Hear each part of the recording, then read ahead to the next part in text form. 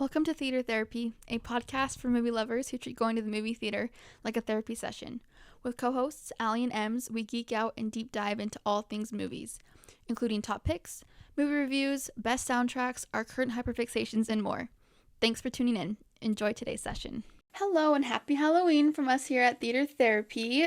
Today we're kicking off our Harry Potter series. We're starting with book/movies 1 and 2. Before we jump into that, though, did you want to remind them about the... So, this is the end... Well, today marks the end of our monthly movie. For October. Movies of the month, yeah. For October. And then we'll be kicking off for November this next week. But we'll just announce what it's going to be so you guys kind of know going straight into November. We're doing Harry Potter, obviously. The whole series. Since we're going to be talking about it over the next few weeks. Right. So this is the Harry Potter month. You can go ahead and watch them all now, or you can watch them periodically. We did this for November because we always fight over if they're more of a Halloween movie, more of a Christmas movie. So we're doing it in the middle. Yes, which I still say that, like, I get more the wanting to watch it in October. I don't usually want to start watching it until more like November. Yeah, because to me, it's like a late fall holiday movie. I don't know why, it just is. Yeah, I always think about it around Halloween, and then because of you, I'll like slowly watch it leading up to Christmas, because you always want to watch it on Christmas. Yes. Which I actually did an Instagram poll and asked everybody like if they watch it for Halloween or Christmas or both or neither. And I found it really funny that Halloween and Christmas are neck and neck. They literally had the same amount of people vote for them. It was like 20% for each. I checked it on my phone. And then the rest of the percentage, or like the majority, was both. And then like 7% was neither. Which then I'm like, well, when do you watch it? You just never watch it? Are you crazy? Or just like a any time of the year thing, maybe? Yeah, maybe. So also, for those of you who are watching or just listening, we are wearing our appropriate houses. Yep. I'm a Ravenclaw, and I'm Slytherin. So we're repping our houses proudly. But yeah, so let's just jump right in. These are going to be obviously spoiler full because... But if you've made it this long in your life and then have somehow not I don't watched even them, feel bad if I spoil this for you because how could you have possibly avoided all the spoilers by now anyways? I mean, literally, like, it's impossible. But yeah, so we're going to do kind of a breakdown, a comparison between the books and the movies. Not every nitty-gritty detail, just kind of some major this is more things. Some major plot things that they did leave out from the movie, like, that were in the books that they didn't put in the movies. And things that surprised us that had was changed. Some differences. This first episode, we're just going to do the first two movies. Episodes going forward will just be one movie because the first two have less content. So it's a little bit easier to go through. But first thing, before we get into that, I wanted to read... We'll just kind of talk about some of, like, the specs. So, Harry Potter and the Philosopher's Stone. The first book was written... Well, it was released in 1997. And then the movie came out in 2001. And then Chamber of Secrets book came out in 1998. Movie came out in 2002. There's kind of the timeline for those two. Both of these movies were directed by Chris Columbus. So he directs the first two. He doesn't direct any of the rest of the movies, just the first two. John Williams did the original composition for the music. And obviously his scores were used for the rest of the movies. There's other composers, but they obviously kept the themes. So, and then the producer is David Hyman, and he's producer on all of the movies. I did want to kind of talk about, too, how they were cast, because obviously... This was like such a huge thing. It was a big deal at the time. And so the casting call was very large. So in 2000, after a 7-month search, Daniel Radcliffe, who obviously plays Harry Potter, was discovered by the producer David and writer Steve. He was seated behind them at a theater. Really? And in Hyman's own words, "There sitting behind me was this boy with these big blue eyes. It was Daniel Radcliffe. I remember my first impressions. He was curious and funny and so energetic. There was real generosity, too, and sweetness, but at the same time, he's really voracious and with hunger for knowledge of whatever kind." So he was already, like, an actor. He'd been in BBC's production of David Copperfield. Anyways, so he persuaded Radcliffe's parents to let him audition for Harry Potter, which, you know, obviously he was very excited about, and then he tested and got the part. So, and then in 2000, they found unknown actors Emma Watson and Rupert Grint to play Hermione and Ron from thousands of kids. Their only previous acting experience was in like school plays. Anyways, that's just kind of how those three got cast, which It's just is just amazing. so great. Like, can you imagine getting like that big of a role at 11? Yeah, and I mean, props to them because that's like such a huge, Undertaking, like yeah. overwhelming thing. I can't even Well, like those imagine, books were especially with so how popular, beloved, yeah, the books were. and like, And looking back on it, I think it's kind of interesting because if you watch the first one, obviously they're not like A-list actors or anything, but they for do a kids, really good job for kids. well, and this type of movie is very, it can feel very content heavy because I mean, for like they're dealing with like things that they're not used to, right? Because it's in a fantasy Right. setting, so it's not like they're kids playing Just like like kids in an everyday normal life. school age kids. Yeah. Yeah, it's like they're playing kids in like a fantastic world setting. Right. And So- poor Harry has to deal with some pretty dark past and material, you know? Yeah. I mean, they all do, but yeah, he has a pretty tragic past. But I think they do a really good job because if you Oh, yeah. watch some of like the content that's put out today on like Netflix and such with newer actors or just lesser known, even some that have been doing it for a while, I'm like, why is this so cheesy? And yet I can watch this Harry Potter movie when these actors Plus, like had never acted and I it's just do done so love much better. that they did like accurate age casting though, because like Yeah. in the books,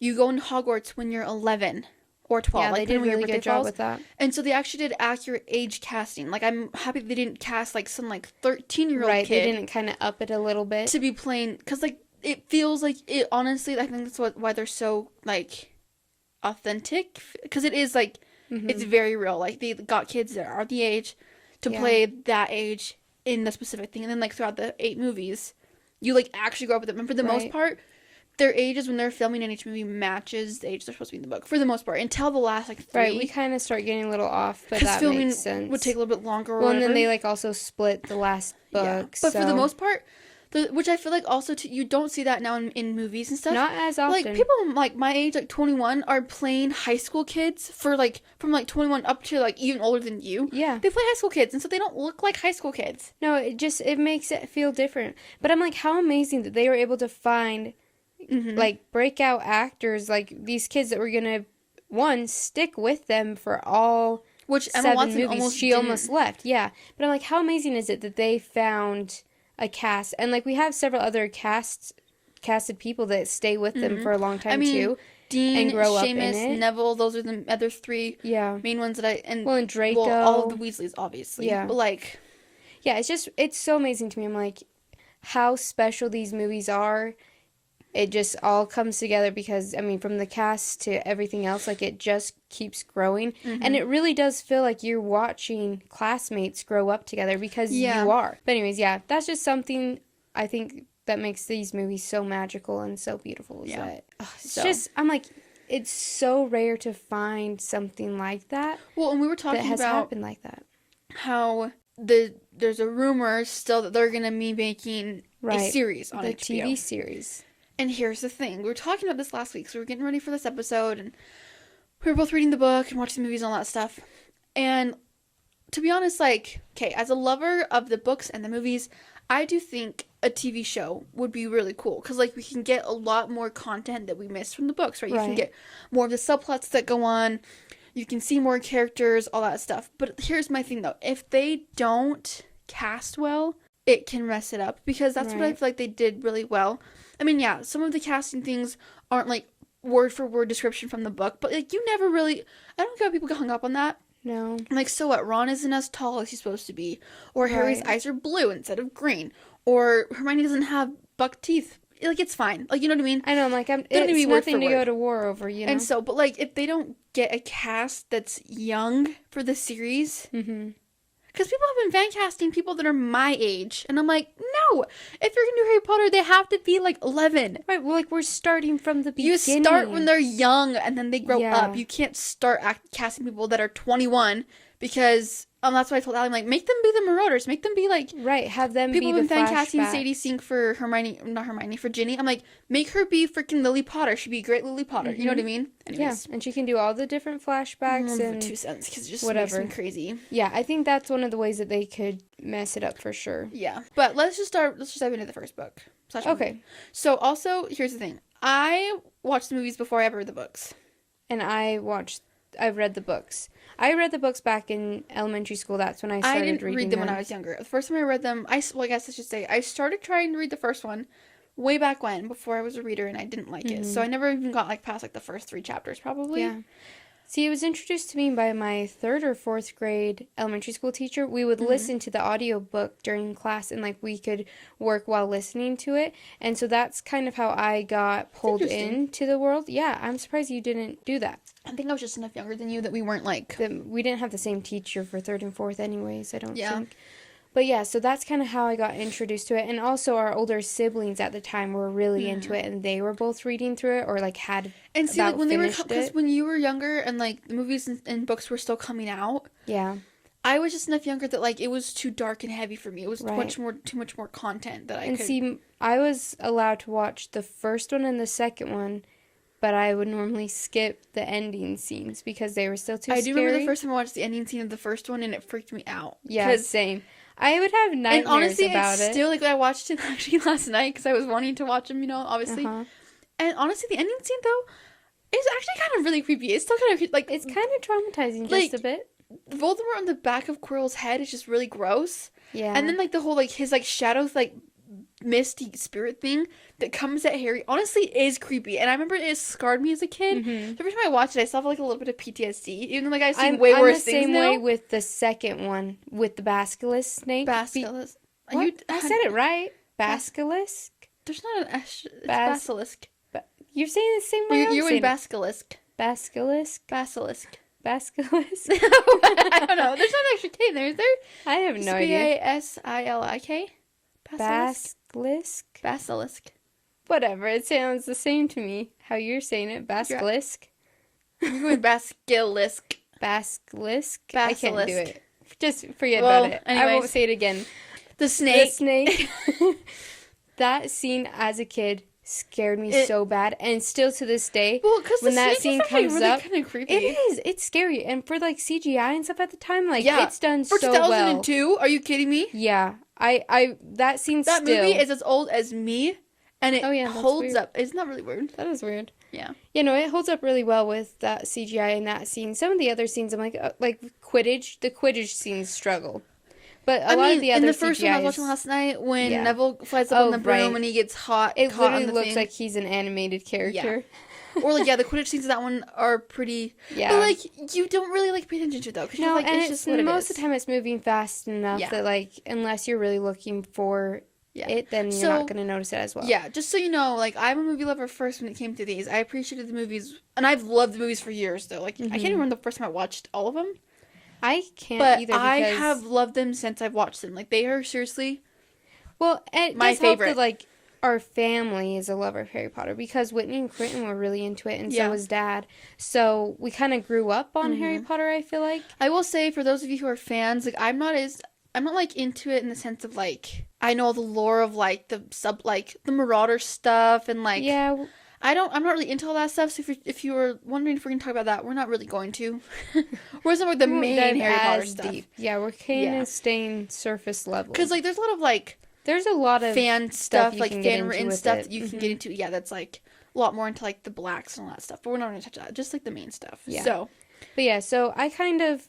It's hard to say for me if I love the books first or the movies first because I was watching some of the movies as I was reading the books. But I read the entirety of the books before I ever watched the entirety of the movies. Right. Because I couldn't watch a lot of them. Yeah. However, I did get to go to theaters for a couple of the last ones. Which is such a sad thing that I won't ever get to experience that because I was just too young and I wasn't into them then. Yeah, I was just old enough. I still, that's a core memory for me, going to the movie theater with Dad. Yeah, let's jump into the first two. Okay, the first two are the ones we're talking about today. Yep. So, first book, Harry Potter and the Sorcerer's Stone, which the name of this is controversial because here's the thing. I still think it's so funny that they changed the name here versus everywhere else. Because it's Philosopher's Stone. Yeah.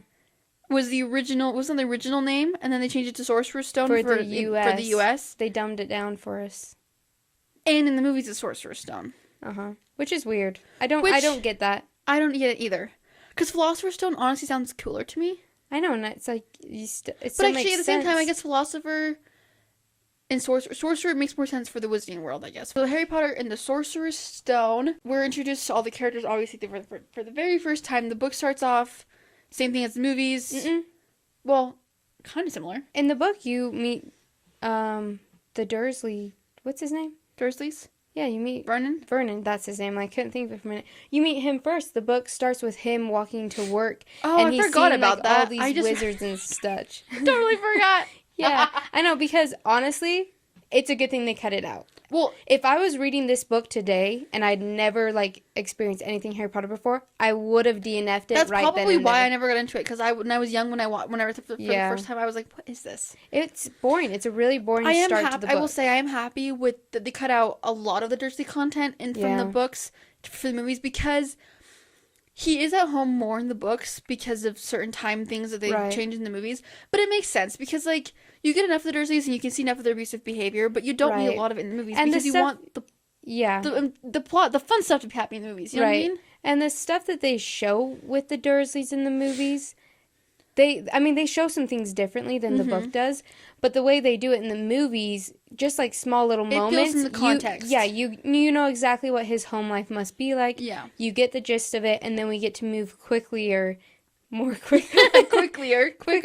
get to move more quickly into the wizarding world, which is what we want to be. But yeah, pretty much. So anyways, but then after that, it pretty much syncs back up. Hagrid arriving. I will say, the one thing that bugs me that they did in the movies that causes a weird time thing that I feel like I never understood till I watched it, I read the books, is that Harry's birthday is July 31st, okay? Mm-hmm. The first day at Hogwarts is September 1st. Yeah. So a month later. But in every single movie, pretty much, you have Harry's birthday, and then it seems like 4 days later they're going to school. Yeah. But I'm like, there's a whole month in there. And they never explain, like, in the movies, you never see a 1 month later or nothing. They never have any of that, like, which I feel like that's why, like, I never really understood, like, that. Yeah. And see, I forgot really about it, because, I mean, I guess I should say, like, I read the books growing up, like, one time through, and then I never reread them again until now. I'm rereading them now as we're doing this series, so I just read 1 and 2, and, yeah, I totally forgot that. I was like, oh, that does make sense. Because it makes a little bit more sense. Like, I wish they would have just mentioned that, like, at one point, because... At least, yeah, once. Because, like, in the first movie, he gets all these letters, right? He starts getting the letters a week before his birthday, pretty much, which is kind of the same thing in the book. Right. And then Vernon decides to take them to that house out on the water, blah, blah, blah. And Hagrid shows up on his birthday, literally as the clock strikes midnight. And he takes him shopping, which is kind of the same thing. Mm-hmm. But then he brings him back to the Dursleys in the book. Right. And he's there for a month. And then he's like, Uncle Vernon, I need to go to King's Cross tomorrow. Yeah. And then he goes. So I feel like that's just something that, like, I mean, like, I guess for the movie's sake, it makes sense to, like, move it faster. You would have kind of lost people's interest in that. It just is a little bit of a weird You could have done at least a, like, 1 month later, you know, like, put the words on the screen or something. Or, like, kind of show the time is passing. Just because it's, like, a little bit of a weird hole. But, so anyways, meet the Weasleys. Same thing. You go. He gets on the train to Hogwarts. I did think it's interesting that he actually, like, kind of talks to the twins first versus Ron. But, I mean, that's pretty inconsequential. Yeah. There's a lot of differences of, like, who said what in the book versus movies. Right. But, like, for the most part, none of it has that much effect. Oh, but I will say, one of the first lines that I was like, oh my gosh, they changed that. And it does not hit nearly the same in the book versus the movie. The movie, it's like one of the most iconic lines. You're a wizard, Harry. Oh, yeah. And in the book, it's Harry, you're a wizard. And I'm like, I'm really glad they changed that because that has become one of the most famous lines from the movie. Yep. Yeah. So, anyways, back to, you know, if you've seen the books or read the movies, backwards, if you read the books or seen the movies, you kind of know the gist. He gets on the train, you meet Hermione. There's a slight difference from the book. It's okay. But it's whatever. Nothing nothing that major. Really makes that big of a difference. You meet Neville, which I will say, Neville is a lot more involved in the books than he is in the movies. Yeah, because you don't meet Neville on the train in the movie, do you? No, not at all. You don't meet him until the stairwell when he finds Trevor. Mm-hmm. Neville's so adorable. Yeah, he's in the books a lot more. I would say, like, from the first 2 books, though, those ones stay pretty true to the books for the movies. I feel like what they cut out made sense because I think they were trying to make the trio's bond closer and, like, get to that show sooner. Like how close they actually were, and like not have as many outside influences be with them. So like it makes sense. Right. But for later on since in the series, I'm a little annoyed because Neville, he gets more important later on in the movies. I feel like they do a good job of showing him more, but he actually is a larger character as a whole in the series. Right. Which is a little sad, but it's okay. I just love Neville. But yeah, from the beginning though, like a lot of it made sense where they cut him out because Yeah. it would have been a bit much for the first obviously, book. the characters are going to be more involved in the books anyways because there's a lot more that happens. Right. I think they did a pretty good job. In my opinion, the first movie is better than the book, which is a cardinal sin to say when it comes to book to movie adaptations. Most time, you always agree that the book is better. But reading again, I'm like, I honestly probably wouldn't have finished this book if I ever tried to read it now. Because, like, I could read through it now because I love it so much and I, kind Really? of know the story. But if I was to just go in completely fresh, not knowing You think it, it's because it's the first one and there's a lot of world building that has to happen? it's not so much that, but I also didn't love the writing style. And it dragged a lot. I will say because the first time I read the books was actually a year ago, because I started reading them a year ago because I'd never read them before. Yeah. So I started reading the books a year ago because I wanted to read all of them. But I remember when I was reading them, like kind of for the first time, I was a little surprised at the point of view that the books are in. Yeah. Isn't it like, is it, It's a type of third person. you're though. not like in first person where you're in Harry's head. You're looking in on the scene, but you're more in Harry's head. Like you're following his train of thought. That's probably why when I was younger I couldn't read it. Yeah. Because I was really confused. Now it's fine, like whatever, it's just the way that the book was written. I do feel like it might have made more sense to be first person from Harry's perspective. Yeah. But I mean, Because you don't really whatever. learn much outside of Harry No, you don't. You still follow his train of thought like pretty much the whole for way the anyways. most part. Yeah. So, I don't know. Yeah. I remember when I was reading though, I did highlight a couple things that I thought were funny. The Sorting Hat actually yeah, sings has a a song. song. And in the first book, it's something different than it is. You don't get the song in every book, but you get at least, I think, 2 or 3 renditions. And it's different one every year. I'm just going to read the song because it's actually really funny. This is the Sorting Hat when they're getting sorted in the very first book. So I like it because it kind of describes each house too, which is kind of cool. Oh, you may not think I'm pretty, but don't judge on what you see. I'll eat myself if you can find a smarter hat than me. You can keep your bowlers black, your top hat sleek and tall, for I'm the Hogwarts Sorting Hat and I can cap them all. There's nothing hidden in your head the Sorting Hat can't see, so try me on and I will tell you where you ought to be. You might belong in Gryffindor, where dwell the brave at heart. Their daring nerve and chivalry set Gryffindors apart. You might belong in Hufflepuff, where they are just and loyal. Those patient Hufflepuffs are true and unafraid of toil. Or yet in wise old Ravenclaw, if you've a ready mind, where those of wit and learning will always find their kind. That's my house. Or perhaps in Slytherin, you'll make your real friends. Those cunning folk use any means to achieve their ends. So put me on, don't be afraid, and don't get in a flap. You're in safe hands, though I have none, for I'm a thinking cap. So that's the song in the first book. I remember when I read this for the first time, I was like, what the heck? I feel like, I feel like I'm actually happy they cut that out, because I feel like in the movies, Yeah, it would have just that would have been like so weird. Cringy. It would have felt like very cheesy and like very... I cringed reading it again. Honestly, well, because it's very rhymey. Yeah. And then they actually sing a Hogwarts song, too. Yeah, I also cringed at Which that. is also so funny, so here you go. Hogwarts, Hogwarts, Hoggy Warty Hogwarts. Teach us something, please, where we be old and bald, or young with scabby knees, our heads could do with filling some interesting stuff, for now they are bare and full of air that flies in bits of fluff. So teach us things worth knowing, bring back what we forgot, just do your best, we'll do the rest, and learn until our brains all rot. So that's the Hogwarts song. Iconic. Which again, Amazing. can you imagine having like a band whip out, like you're in a high school football game, you're singing like the school song? I mean, Just very interesting. funny. I think, like I said, I think the movie is better than the book. They did a really good job cutting out the fluff that we don't need, the weird, like, inconsequential stuff, and they kept a lot of the heart of the movie, changed some of the scenes to make it more interesting, because that was the other thing. A lot of the scenes, the movie does them better, because the book... It's dry. It's boring. Yeah. They, don't have as much excitement to it. I highlighted this when I was reading it because there is some really good foreshadowing in this book to Quirrell being part of Voldemort, sorry. This is right after the first night when they get sorted because he ate so much food, whatever, and he's like, Harry was going off to sleep, and he's like, perhaps Harry had eaten a bit too much because he had a very strange dream. He was wearing Professor Quirrell's turban, which kept talking to him, telling him he must transfer to Slytherin at once because it was his destiny. Harry told the turban he didn't want to be in Slytherin. It got heavier and heavier. He tried to pull it off, but it tightened painfully. And then it switches to, like, Malfoy and Snape being there. But I thought that was funny because it's, like, that's such foreshadowing for it being Voldemort underneath the turban. You know what I mean? Like, him telling him, like, or, you know, if you know later on that Harry is part of Voldemort's soul in him. Right. Voldemort's soul calling out to Slytherin. Yeah. Which is, again, why when he got sorting how it wanted to put him into Slytherin, because it was sensing that part of him versus just Harry. Yeah, I think that was really good. Which I feel like is really good foreshadowing. And, like, for those of you who, like, know what happens. Okay, everybody knows what happens. Let's just be honest. Yeah.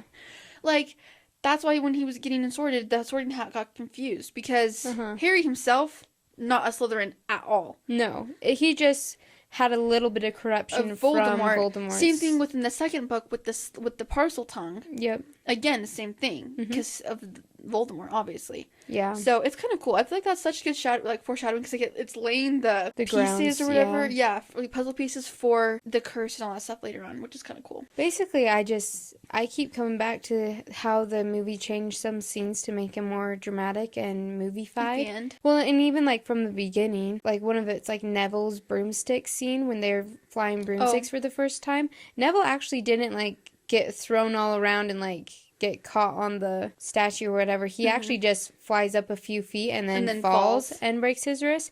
And then Harry gets the Remembrall. And that part is somewhat similar in the book. He actually catches it. He goes into a nosedive and catches it really close to the ground. Whereas in the movie, he just kind of does a flip and catches it right in front of McGonagall's window. Yeah. So some of that's different. But like they dramatize the movie a lot more. And I think it makes it more fun. Again, I've mentioned before, I'm an action girly. I love the twists, all of the action and being brought to the edge of your seat. So I do think as far as, like, the directing goes, Chris Columbus really did set the stage for what the rest of them would be like, because this scale of a book, bringing it to life, has got to be pretty daunting, because it was very popular. The hype for it, was very big. I mean, and so like it could literally make or break your career if you having to create, like, a whole thing with young kids. You know, and like it just is really, really impressive, and it still holds up to this day. I mean, it's still such a huge it's still thing. A beloved and movie. It will forever be like, my kids will grow up watching Harry Potter. You best believe. And I don't care how well the TV show does. This will always be the best one. Yeah, it will never replace it. But yeah, so that was just something I thought was interesting. And then obviously the trials at the end. In the book, you have way more trials, and they're less dramatic. Like when, and I laughed out loud. Harry actually plays a flute for them to get past the dog, because Hagrid gives him a flute for Christmas, which you don't see him open up many gifts when it's on Christmas in the movie. Cloak, and his sweater. Anyways, I laughed out loud at Harry playing the flute to get past the dog instead of having the harp still playing. And then like he passes it off to Hermione so she can play it while he like Well, can you imagine like 11-year-old kids trying to get past a 3-headed dog playing a flute? I know, it's just so ridiculous. So hilarious. And then when they fall down into the plant, again, it's different. Hermione realizes what it is, and devil snap. Yeah, she says that kind of right then and there. She never drops down through it. She actually just does the spell then. And then they all get And then it drops and they all fall together. But, like, again, like, it's funny because in the movies they, like, make it more funny with adding, like, Ron freaking out. Yeah, but in the book, like, the line where he's like, good thing we didn't panic. And Harry's like, good thing Hermione listens in Hobology. There's, like, a similar line in the book, but... Yeah. And I just like the way they did it in the movie better. I will say, if you're a fan of both, you will know that they do Ron a little dirty in the movies, making him a little bit dumber, because in the books he's actually smarter. So yeah, the trials, they're just a lot different, because then also the broomsticks and trying to catch the key. They all get on broomsticks. You see Hermione can't fly. Well, she actually, you see that she struggles to get her broom up in the one scene, which you do see that in the movie too. But then they do like try and get the broomsticks. I mean, they get on the broomsticks and try and get the key together. And the keys don't attack them. And they just casually walk through the door and stuff. And then there's also a troll that they come face to face with, which is after the chess set. They do the chess set, which we need to talk about this scene. Okay. This scene, if you are on the internet at all... in the last 2 years. You know that this scene has become quite famous. There's a girl on TikTok who did... We'll give her credit because it's pretty amazing. Yeah, she did a very dramatic, I don't even know what you'd call that, dramatic reenactment of the scene. Kimberly Pizzo is her handle. 27.4 million views on TikTok, 4.2 million likes, and I know it's been like recreated from her recreation so many times. Yeah, like other people because her reenactment, it seriously blew up. She posted it 5/25/2021, so a year and a half ago. No, 2.5 years ago. I was like, wow, sorry math. And seriously, if you haven't seen it, you probably heard me reference it, and then it's just like I feel like that like kickstarted like a new love for Harry Potter for some reason. Like once she made that video and some people like saw it, recreated it, quoted it, it's just like it's kind of reignited and brought the younger generation. Well, because lately the last month there's been a remix now. Somebody made a remix of that scene from the audio from the movie. Yeah. Specifically. And that is so interesting because in the book it's actually worded completely different, or like pretty differently from not the same, the movie. So I'll do a dramatic reading now of the book. Brace yourselves. We're starting with Ron. They're on the chess set. They're playing, and Ron, like, they're getting close to the end. And it starts with Ron, okay? When nearly there, he muttered suddenly, Let me think. The White Queen turned her blank face toward him. Yes, said Ron softly. It's the only way. I've got to be taken. No! Harry and Hermione shouted. That's chess, snapped Ron. You've got to make some sacrifices. I take one step forward and she'll take me.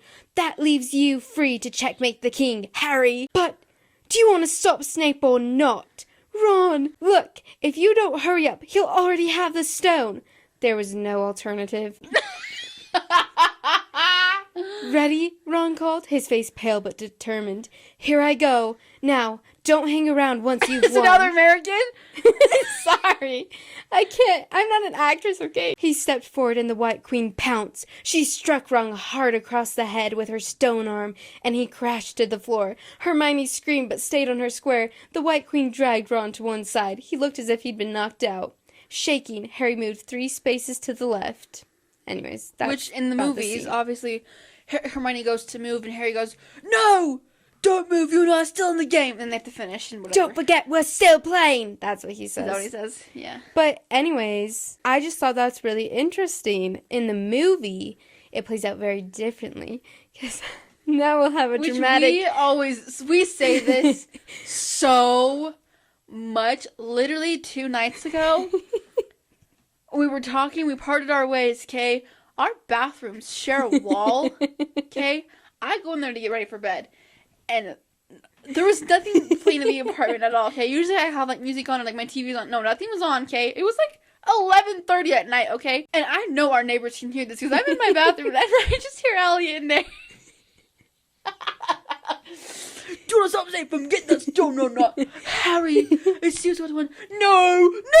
Like, just saying, like, not even lines in order, just, like, mixing them so loud. And I'm sitting there, like, getting ready for bed and I'm just like, what the heck? And I was trying to laugh, and she just kept going for like 2 minutes. And then all of a sudden, I was like, Allie, stop. And she was, what? I'm like, I can hear you. She was, oh, you can't? I'm like, our whole neighborhood can hear you probably. You want to know what's even funny? I was laughing so hard, I was crying. So were you not like going to the bathroom? You were just getting ready for bed? Yes. Because I just went in there to go to the bathroom. You're just staying on the toilet saying it. and I didn't want to turn on the lights in my bedroom. You were in the dark? I just had my phone flashlight. So you're in there with your phone flashlight like, hurry. Yeah. I'm just like, oh my god, going to the bathroom. I'm just sitting there going like, no. and then like you weren't even doing it in the right order. You were like mixing the jumping spots, but you kept repeating yourself. Okay, but we were talking about it when we were there. So then I like finished it off, and then I started again, and then I decided to do my favorite parts of it, and then I was like going to the bathroom. So then I just like jumped around with it. It was so funny. Like I thought you were going to the bathroom. No. So I was laughing so hard because I'm like, are we just both sitting on our toilets in the dark? I wasn't in the dark. No, I was washing my face. It was kind of funny though. The movie version, but we will now give you a beautiful demonstration. Well, really, it's not actually perfectly accurate from the movie because Kimberly's video that she made, she does leave out like a couple words. So as far as the movie, like, this is basically it, though. Because we always recreate her recreation. Because her recreation is so funny. So, anyways. Here we go. Us all the time. If one of us starts it, we always finish it. No matter where we're at or anything. If anybody goes, no, I would go, no! Ron, no! What is it? Okay. Wait, let's just start from the beginning. Once I make my move, then you're free to check the king. No! Ron, no! What is it? He's going to sacrifice himself! No, you can't. There must be another way. Do you want to stop Snape from getting that stone or not? Harry, it's you's got to go on. I know it. Not me. Not Hermione. Yo. So there you have it. Scene. See, like, that's so much funnier. It's so much more memorable than trying to do the book. Like, I can't even read the book the same way. That's just crazy to me that the scene from the movie is so iconic now. It really is. And the book just doesn't live up to the movie at all. But, so that's kind of book one. Yeah. I feel like that's the gist of book one. We've kind of jumped into book two slightly throughout that little conversation. Well, they do kind of bleed together a little bit. Book two, I would say again, we follow pretty closely to the book. I mean, he's at home. Obviously, there's the time jump of his birthday to when he goes to school. He still meets Dobby. The Weasleys still save him from his house. But they save him 3 days after his birthday, not on his birthday. Yes, but they also, and then he lives with them for a month before going to Hogwarts. Yeah. There's some other things we see, but, like, you know, pretty much the same. Ginny obviously goes to school this year. So, anyways, I would say it stays pretty much the same. Again, you have word changes and things Line like that. changes, like who says what. But, I mean, for the most part, it's the same. And, like, some of the events take place in, like, different settings. But, again, like, it doesn't make that big of a difference. Draco is now the Seeker still, obviously. And, like I said, you do get more Quidditch matches in most of the books anyways, but it's whatever, you know. Instead of Hermione telling Harry, about Parseltongue, Ron tells Harry. Gosh, I'm struggling with the names. Gosh. Ron tells Harry about Parseltongue. Yeah. And so, again, like, they dumbed Ron down a little bit in movies, which I... Right. Well, that and, like, in the book, when Draco calls Hermione a mudblood, she doesn't know what it is, Ron but in the movie she does. Yeah. And the line that Hagrid says in the movie, Ron actually says in the book. Like... Yeah. So there's like some things like that, term, but like it's whatever. Like it just makes sense. Like for the flow, obviously things like that. So yeah, and then again, the scenes are much more dramatic in the movie. Like their whole riding in the flying car to school. In the movie, like it's this super really funny, crazy fun scene. They almost like get hit because the train's right behind them. Then Harry almost falls out, and it's like very dramatic. In the book, none of that happens, and they follow the train like the whole way pretty much. Yeah, they just follow the train up in the clouds. They're really hot, and they eat some candy, so now they're thirsty. And Harry's just like, man, I wish I could buy a drink like I could on the train. You know, like it's just small things. Yeah. So I feel like again, reading this book and versus the movie, I still feel like the movie at this point is better than the book. Like it just captures enough of the essence of the book that I'm like, I'm happy with it. I'm fine with it. I feel like it moves faster, and I don't miss a lot of the scenes that they cut out from. I don't know if I'm gonna say that any of them are better than the book necessarily with the first two. I just they're think like whatever. Like it just. I think as a movie adaptation goes, the best there's ever been. For sure. But yeah, and then like again, the end scene is way more dramatic in the movie than in the book. But I do like what they did with the whole Chamber of Secrets because it makes like I don't know. I feel like it sets like it's the movie's scene being much larger than the book sets the stage for them to go larger with the rest of the movies. If that makes sense. Like they already are like making it larger than the book in the sense of like bigger scale. Like the snake's obviously bigger and like because in the book it's only 20 feet, but in the movie it's 60 feet. Yeah, and like but yeah, I feel like the movies made a grander scale version of the books. Yeah, they kind of like okay, the book had the right idea, but we were just able to kind of step it up, make it a bit more suited for big screen. That was for the most part. The first two stay pretty strong. So yeah, like there wasn't. The third one is where a lot more stuff changes when we get to Prisoner of Azkaban, which we'll talk about in a couple weeks. That one is a lot more different because of stuff that happens. But the first two, for the most part, like you stay pretty. True I was watching the first movie last night, and like literally, I was on my phone because I was like, I'm interested to see just how close lines up. You can pretty much scroll along. Sorry, I was on my phone. I was reading, so like or turn the page. And pretty much follow what's happening in the movie. Sometimes I'd have to pause and do a couple extra scrolls to get lined back up. but it's pretty dang accurate. Like, it pretty much Yeah. is, like, on the nose. We have a lot of really exciting things to talk about coming up. This is, like we said, the first of many. We'll be doing one every other week, so we won't overload with Harry Potter. Yeah, obviously. if you want to follow along with us, Yeah. you can get the first 2 books read and now on to the 3rd book. Watch I the really do movies. recommend, if you've only seen the movies and not read the books, I really do recommend reading the books if you're into reading at all, because it And is if you really like Harry fun. Potter, yeah, It is really fun to It's read kind of fun to read the through it books. again. Or if you've only read the books and for some reason have never seen the movies, then what the heck are you doing watching the movies? Let us know too what house you guys are in, because I'm always curious to see what people's houses they're in. Same. Anytime I tell someone I'm a Slytherin, I get one of 2 reactions. Slytherin just has a bad rep because of the way it's written in the books, but I mean, But they're actually great people. And I'll have you know that my wand that I have, that, is like the wand that I got yeah, if when I you did want the to take test. the quizzes, go to Pottermore. You can find out which house you're in. You can get assigned a wand, and your you can Thestral. get your Patronus. I mean, Patronus, not Thestral's yours. Yeah. I am Patronus. a Thestral. That's my Patronus. But my wand I have says that it's like a very true-hearted wizard's wand, and there's I don't know never which been wand an I evil have. wizard to use it. So I don't remember mine, but I do know I'm take that as you Ravenclaw. will. So I'm best friends with Luna. Luna's one of my favorite characters when we get to her. I love What's Luna. your Patronus? Isn't it like a dormouse? Yes, it's a mouse, which is ironic because I hate mice, but it's a mouse. How scary is that? For me, terrifying, but like I can't imagine me conjuring. I'd be like, Expecto Patronum, and it's a mouse. Pathetic. Anyways, so yeah, first episode of Harry Potter. Let us know below your opinions on thoughts, changes from the books, movies, things like that. Start off your November strong by watching Harry Potter.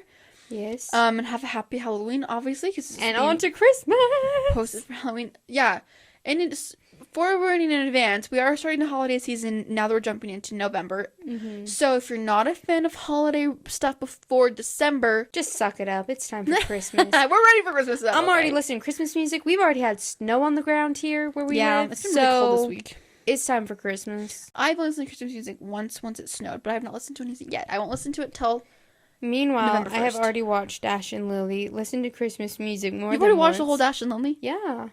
My I gosh. watched that like 2 weeks ago. So, Anyways, come anyways. back next week. Happy Halloween. Hope you Thanks have for a joining fabulous us. day. We're also on TikTok, Instagram, Facebook, YouTube, Spotify, Apple Podcasts, everything. etc. It's all linked down below. Everything at Theater Follow Therapy. us. Let us know what you want to see coming up. We do have Yeah. the next couple weeks planned, but let us know if there's any like holiday movies you love and you want want us us to talk about. And yeah, we'll see you next time. Bye.